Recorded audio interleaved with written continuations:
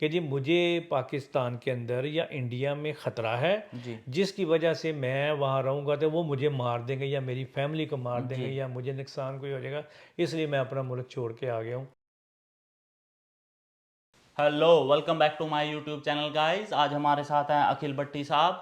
आज हम इनकी लाइफ की जर्नी जानेंगे। यहाँ पे प्रोटेक्शन वीज़े पे आए थे, तो ये हमें फुल प्रोसेस बताएंगे। जो जेन्युइन केस है वहाँ पे, वो कैसे यहाँ पे प्रोटेक्शन वीज़ा पे आ सकते हैं, जिसे हम रिफ्यूजी वीज़ा भी बोलते हैं।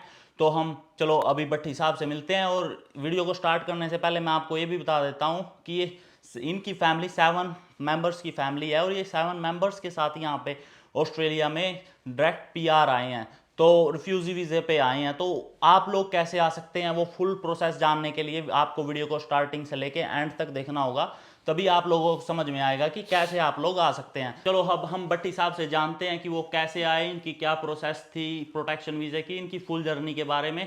हाँ जी भट्टी साहब, आपका हमारे चैनल पे स्वागत है। जी जी, thank you very much पैबी Baniwal की तरफ से आप मेरे घर में आए और मेरा इंटरव्यू के लिए special thank you very much. हाँ जी, तो हमें थोड़ा बहुत आपकी जर्नी के बारे में बताएं सर। आप कैसे वहाँ से प्रोटेक्शन वीज़ा पे आए, रिफ्यूजी वीज़ा पे आए पाकिस्तान से, तो क्या कुछ आपकी जर्नी थी, तो उसके बारे में थोड़ा सा हमारे व्यूअर्स को बता दें स्टार्टिंग में कि क्या कुछ आपकी जर्नी थी वहाँ से। देखें, जर्नी इसमें वेरी सिंपल है। अगर कोई पाकिस्तान में हो या इंडिया में हो, कोई अगर कोई परसिक्यूट होता है किसी उसकी बीइंग ए मिनॉरिटीज़, या वैसे ही कोई उसको कोई रिलीजियस पॉइंट ऑफ व्यू ना, कोई अगर कोई परसिक्यूट हो जाता है वहाँ पे, उसके ऊपर कोई अटैक होते हैं, कोई हमला होता है, या उसके ऊपर किसी भी किस्म का तशद्दुद होता है, जुल्म होता है, तो वो फिर ज़ाहिर है कि अपना मुल्क को छोड़ के दूसरे मुल्क का सहारा लेता है। तो वो इसी तरह मैं मलेशिया चला गया। तो मलेशिया में मैंने 6 साल की मेरी जर्नी रही। 6 साल के बाद फिर मेरा केस अप्रूव्ड हो गया और मैं यहाँ पे जो है ह्यूमनिटेरियन वीज़े के तहत मैं यहाँ पहुँच गया ऑस्ट्रेलिया के अंदर। जी, ये वीज़ा पीआर के अंडर आता है, आप पीआर वाले वीज़े पे आए हो। ये बिल्कुल, ये वीज़ा जो होता है ये ह्यूमनिटेरियन वीज़ा XB 200 वीज़ा है ये। जी। और ये पीआर इसको गवर्नमेंट डायरेक्ट पीआर देती है।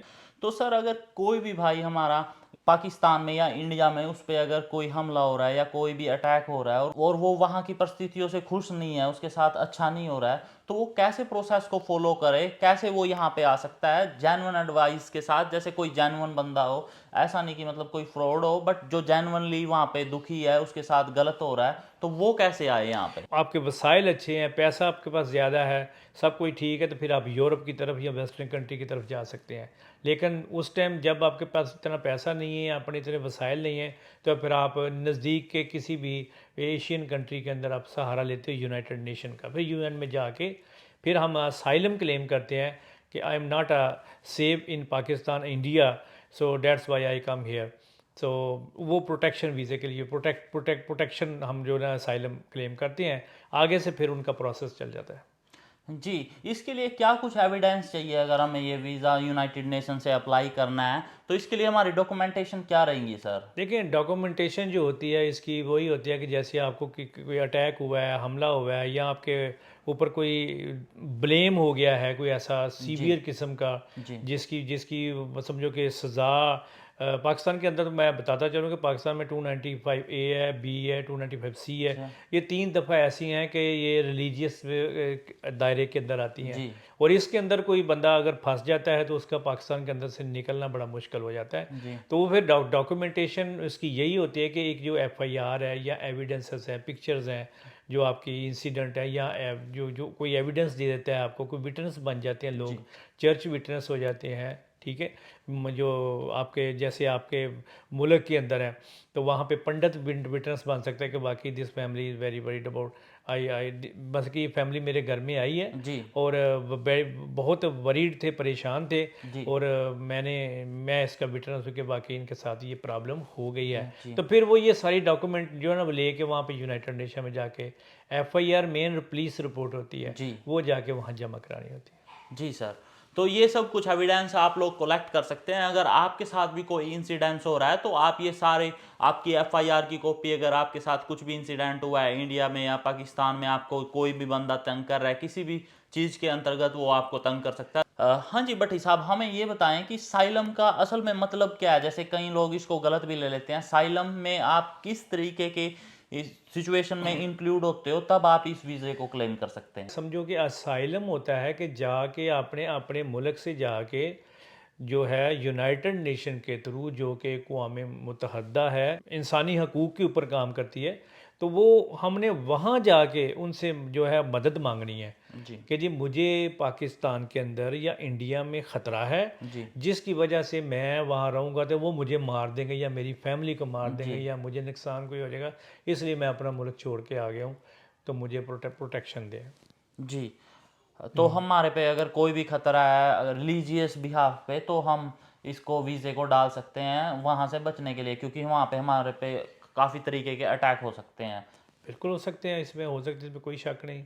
जी जैसे आप हिंदू जो है वो देखें तो पाकिस्तान इंडिया के अंदर जो है काफ़ी लोग क्रिश्चियन जो है उनके या मुस्लिम के ऊपर लड़ाइयाँ झगड़े आपस में चल रहे हैं। बिल्कुल सर। ठीक है, तो ये सारी ये परसिक्यूशन के अंदर आती हैं जी सब जी चीज़ें, जी वो जी आ सकते हैं, वो लोग जो जो परेशान हैं, जिनको ख़तरा है अपने के जान का को मार ना दे, जी, वो लोग आ सकते आ हैं सकते यहाँ हैं। पे। तो सर यूनाइटेड नेशन से कांटेक्ट कैसे होएगा सर, अगर कोई भी इंडिया में है या पाकिस्तान में है या किसी भी ऐसी कंट्री में है, जैसे अफगानिस्तान हो गया, जो थोड़ी सी वहाँ पे सिचुएशन क्रिटिकल है हो रिलीजन्स को लेके, तो वो लोग यूनाइटेड नेशन से कैसे कांटेक्ट कर सकते हैं? ऑनलाइन कर सकते हैं या इनके कहीं ऑफिसेज होते हैं? तो इसके बारे में हमें थोड़ा बताएं। ऐसा वो पाकिस्तान में या इंडिया में रह के हम वहाँ से फ़ोन पे तो राब्ते ये इस तरह नहीं होते, जी ना ये अपने मुल्क के अंदर भी यूनाइटेड नेशन होती है, पाकिस्तान में भी यूएन है, जी उसका ऑफिस है, और इंडिया में भी है। जी लेकिन अपने मुल्क के अंदर कोई भी जो है असाइलम क्लेम नहीं कर सकता जाके, वो जाएगा थर्ड दूसरे सेकंड कंट्री के अंदर, जी सेकंड कंट्री में जाएगा, कोई कोई भी हो, जैसे एशिया में है, थाईलैंड है, मलेशिया है, यहाँ पे श्रीलंका है, इनमें जाएगा, वहाँ जाके असाइलम क्लेम करेगा, वो जाके वहाँ पे डॉक्यूमेंट देगा। मलेशिया के अंदर जो है ऑनलाइन उन्होंने वेबसाइट एक दी हुई, ऐप दी हुई है कि आप उसके ऊपर अपनी डिटेल लिखें, अपना प्रॉब्लम लिखें और सबमिट कर दें, वो आपको खुद ही कॉल कर लेंगे। लेकिन हमारे दौर में हम यूएन में एक दिन होता था वेनसडे का, जी वेनसडे को वो सिर्फ और सिर्फ रेफ्यूजी लेते थे, जी जो मुख्तलिफ कंट्री से लोग जो हैं लाइनें लगी होती थी, तो उनका वो दिन होता था, वो सारा दिन जो है ना वो रेफ्यूजी आते थे अंदर मुख्तलिफ कंट्री के, और आके वो अपने अपनी स्टोरी बताते थे, उनको कार्ड देते थे, अपॉइंटमेंट कार्ड होता था या फिर पेपर मिलता था जी कि जी आप, वो फिर हमारे पास सबूत होता था उस मुल्क के अंदर, अगर कोई इमिग्रेशन पुलिस या कोई भी एजेंसी आपको हाथ नहीं डालती थी, अगर डालती थी तो उनको दिखाया जाता था कि मैं अंडर यूनाइटेड नेशन हूँ। जी। तो अगर आपके साथ भी कुछ हो रहा है तो आप वहाँ पे जा सकते हैं, और आपको जो पेपर का एविडेंस मिलेगा तो आपको जो ये लोकल पुलिस होती है वो भी तंग नहीं करेगी। और सर जैसे अब मान लो किसी के पास इनफ पैसे भी नहीं है, वहाँ पे मनी नहीं है, तो वो कैसे आएंगे? मतलब वो तो मलेशिया का टूर ट्रैवल प्लान कर ही नहीं सकते कि मलेशिया जाके वो अपना साइलम डालेंगे। वो ऑलरेडी पाकिस्तान में या इंडिया में परेशान है रिलीजियस बिहाफ पे, जिन उनको तंग किया जा रहा है। तो उसका क्या सॉल्यूशन है सर? इसके लिए भी कुछ सपोर्ट मिल सकती है नहीं, यूनाइटेड नेशन से? उसके लिए देखो, पहली बात तो ये है कि पीछे जब हम चर्चेस का रुख करते हैं या जो ऑर्गेनाइजेशंस हैं, ये नहीं कि सिर्फ क्रिश्चियन मुस्लिम ऑर्गेनाइजेशन या क्रिश्चियन ऑर्गेनाइजेशन जो ह्यूमन राइट के ऊपर काम कर रही हैं, जी आप उनसे रब्ता कर सकते हैं, वो फिर आपको निकालेंगे, वो सारे एक्सपेंडिचर उनके पीछे होते हैं, क्योंकि वो फिर सारा वो खर्चा कर लेते हैं, और उस उनके पीछे भी इंटरनेशनल ऑर्गेनाइजेशन होती है, बड़ी बड़ी ऑर्गेनाइजेशन होती है जो उनको फंडिंग करती हैं। जी। तो ये जी, सारा बजट प्लान होता है, और वो आप पे मतलब कि अगर आपका केस जेन्युइन है तो आप पे बिल्कुल, स्पेंड भी करेंगे पैसे। बिल्कुल जेन्युइन केस होगा, पूरी इंक्वायरी करके जी वो देख लेते हैं कि इस बच्ची के साथ ज्यादती हुई है या इस बच्चे के साथ जुल्म हो रहा है, ज्यादती हुई है, झूठा केस बनाया गया है, तो इस तरह की बातें जो है ना वो आप मैं बिल्कुल आप उनके सामने रखेंगे, पूरा वो चेक करेंगे, तो फिर वो आपके पीछे खर्चा भी करेंगे। जी। और अगर मैं भट्टी साहब की बात करूं, इनके बहुत ज़्यादा स्ट्रॉन्ग एविडेंस थे वहाँ पे। मैं साइड में यहाँ पे स्क्रीनशॉट भी शेयर कर दूंगा, गूगल पे भी आपको इनके एविडेंस मिल जाएंगे। ये काफ़ी तंग थे वहाँ पे, तो इसीलिए ये पहले मलेशिया 6 ईयर्स इनको यूनाइटेड नेशन ने रखा, और उसके बाद अब ऑस्ट्रेलिया डायरेक्ट पीआर पे सब क्लास 200 पे यहाँ पे ऑस्ट्रेलिया में इनको विद फैमिली शिफ्ट कर दिया है। हाँ जी, जैसा कि भट्टी साहब ने बताया, जो लोकल वहाँ पे ऑर्गेनाइजेशन काम कर रही है ह्यूमन राइट्स को सपोर्ट करने के लिए, वो आपका सारा एक्सपेंडिचर उठाएंगे, आपका केस लड़ने से लेके, बट कंडीशन वही है, आपका केस जेन्युइन होना चाहिए। आपका केस लड़ने से लेके, आपको वहां से निकालने से लेके, आपकी टिकटों का खर्चे से लेके, आपका घर मैनेज करने से लेके, आप सभी के ये सारे कामों को यूनाइटेड नेशन करेगा अगर आपका केस जेन्युइन है। आपको किसी भी चीज की फिक्र नहीं है, क्योंकि ह्यूमन राइट्स के लिए ही यूनाइटेड नेशन काम करता है और वो आगे भी करता रहेगा। तो हम इसी वीडियो को यहीं पे एंड करते हैं। मेरा मेन पर्पस ये वीडियो बनाने का यही था, अगर आप में से कोई भी अगर हमारे मुल्कों में रिलीजियस बिहाफ पे परेशान है, अगर उनके साथ कुछ भी अनइक्वल हो रहा है, तो यहाँ का आप रिफ्यूजी वीजा अप्लाई कर सकते हैं, जो कि डायरेक्ट पीआर है, सब क्लास 200।